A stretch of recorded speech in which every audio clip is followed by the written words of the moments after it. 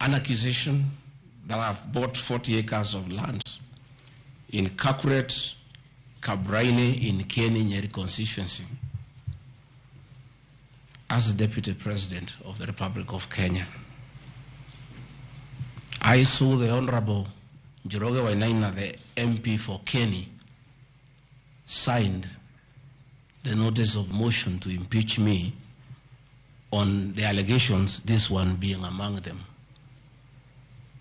Had there been no malice, Njoroge Wainaina, the Honorable MP for Kieni, would have advised the Honorable Mutuse that he sold me this land in the year 2015. I have a sale agreement I'll give you with this picture. I bought this land from the Honorable Njoroge Wainaina in 2015. I was not even a member of parliament. Yet he has appended his signature that I should be impeached and go home for having corruptly bought 40 acres of land in Kakuret. In fact, the land is not 40 acres, actually 35. The allegation is that it's 40 acres. But that land is 35 acres. The people of Kakuret know it.